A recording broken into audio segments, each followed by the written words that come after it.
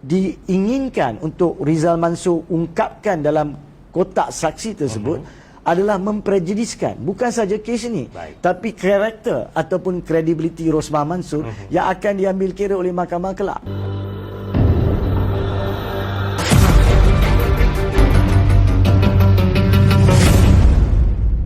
Berdasarkan apa yang saya dapat berita dan sebagainya, bacaan daripada pelbagai portal dan sebagainya, Tuan Hanif, kalau kita lihat 2-3 hari ini banyak di antara spekulasi yang dibuat berdasarkan keterangan yang diberikan oleh Rizal. Okey, antaranya saya ingin buatkan satu contoh di mana Rizal membuat kenyataan ataupun memberi keterangan kepada pihak hakim, pihak mahkamah, mengatakan bahawa Datin Seri Rosmah Mansur dikatakan sangat berpengaruh. Maksudnya dia boleh mempengaruhi Perdana Menteri pada ketika itu, iaitu Datuk Seri Najib Tun Razak, dalam membuat sesuatu keputusan. Malah Datin Rosmah ini dikatakan mampu untuk memindahkan seseorang pegawai kerajaan, maksud saya ke kalangan awam, yang tidak disukai ataupun yang didapati melanggar permintaan ataupun mengingkari permintaan beliau. Dari segi keterangan daripada Rizal Mansur ini, dari sudut perundangannya, apakah kaitan keterangan yang diberikan oleh Rizal dengan pembicaraan yang dijalankan? Baik, sebelum saya menjawab soalan itu secara khusus, saya rasa dua perkara yang perlu disentuh di sini. Yang pertamanya sebenarnya, seperti yang ditekan tadi, sekarang ini Rizal Mansur ataupun keterangan berkaitan dengan kekuatan atau kebolehan Rosmah Mansur untuk mempengaruhi Najib Razak maupun ketakutan penjawat-penjawat awam kepada Rosmah Mansur adalah masih di tahap soal utama. Iaitu keterangan yang disukarelakan, yang dinyatakan oleh Rizal Mansur di mahkamah. Kita belum mendengar lagi pihak pembelaan menyoal balas. Mereka akan menekan isu-isu sama ada betul atau tidak. Contoh-contoh yang Rosmah Mansur pernah pengaruhi Najib Razak, mereka akan soal balas. Mereka juga akan soal balas tentang keadaan-keadaan lain di mana contohnya mungkin Rosmah Mansur tidak pernah ditakuti oleh mana-mana penjawat awam. Jadi pada peringkat awal ni, saya cuma nak syorkan, memandangkan perbicaraan masih belum selesai. Dan Rizal Mansur pun masih belum selesai beri keterangan. Maka kita mestilah melihat dan mengambil kesimpulan ataupun mengambil pandangan keterangannya di tahap ini dengan hati yang terbuka. Seperti mana lunas perundangan, iaitu tidak bersalah sehingga dibuktikan bersalah. Jadi tidak semestinya keterangan Rizal ni akan maintain sehingga tak selesai ataupun sehingga diselesaikan soal balas dan soal semula kemudian nanti. Itu yang pertama. Yang kedua, kalau kita ikut laporan peringkat awal apabila Rizal Mansur nak bagi keterangan, para penonton mungkin pernah terbaca dan saudara Zawazi pun mungkin akan pernah terbaca bahawa pihak pembelaan telah membantah keterangan Rizal Mansur ni dibenarkan untuk dilaporkan oleh pihak media. Betul, saya ada baca. Ya, kenapa mereka bantah? Sebab inilah. Sebab apabila Rizal Mansur diminta beri keterangan, ada keterangan ataupun penyata saksi yang disediakan oleh pihak pendakwa raya.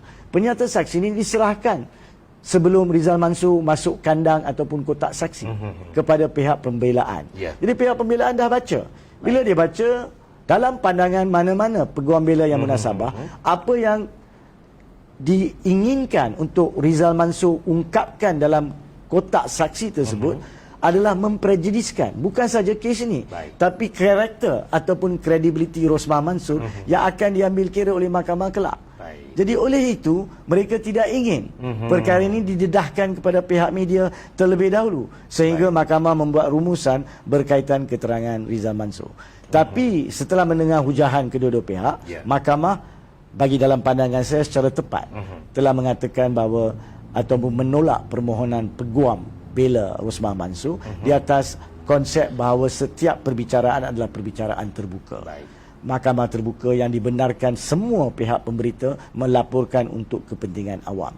Dan keterangan Rizal Mansur ni ada 3 bahagian. Yakni soal utama, soal balas dan soal semula. Jadi kenapakah pihak pembelaan nak khawatir dengan laporan yang kini nampak negatif, sedangkan mereka berpeluang nanti untuk menyoal balas dan membetulkan jika benda itu tidak tepat. Jadi di situ dua perkara yang kita perlu ambil kira sebelum kita bincangkan tentang isu yang dibangkitkan, which is a very good issue, kerana memang betul daripada keterangan Rizal Mansur, dia telah mengatakan apa yang dirumuskan tadi oleh saudara Zawazi kaitannya dengan kes. Kenapakah pihak pendakwa raya ingin perkara ini dibangkitkan? Yang pertamanya, memandangkan Rosmah Mansur ni bukannya penjawat awam Ya.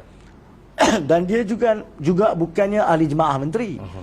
Jadi isu yang akan perlu dibuktikan is bagaimanakah kalau ada suapan diminta, kalau dan kalau ada suapan diterima, bagaimanakah Rosmah Mansur ni boleh menyebabkan isu berkaitan cepat ataupun mana-mana projek lain ni berjaya diperolehi oleh mereka.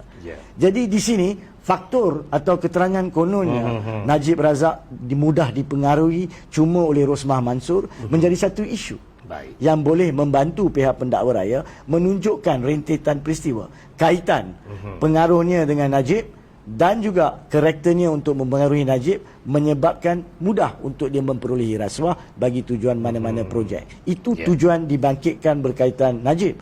Berkaitan penjawat awam pula, ketakutan tu secara munasabahnya adalah untuk menunjukkan kalau Rosmah Mansur melalui pegawai-pegawainya atau secara peribadi menghubungi mana-mana penjawat awam, maka ianya akan memberi tekanan untuk mereka menuruti kehendak beliau. Tapi masih di sini saya kena tekankan masih soal utama. Soal balas, semestinya peguam bela akan mencantas atau cuba mencantas keterangan-keterangan Rizal Mansur berkaitan perkara ini. Kerana apa? Kerana mereka perlu menunjukkan bahawa Rosmah Mansur tiada kaitan dengan urus tadbir negara ataupun urusan-urusan projek, dan beliau juga tidak mempunyai hubungan dengan mana-mana penjawat awam seperti mana yang cuba ditunjukkan oleh pihak pendakwa raya. Kita tunggu dan lihat soal utama dan kemudian soal balas yang lanjut.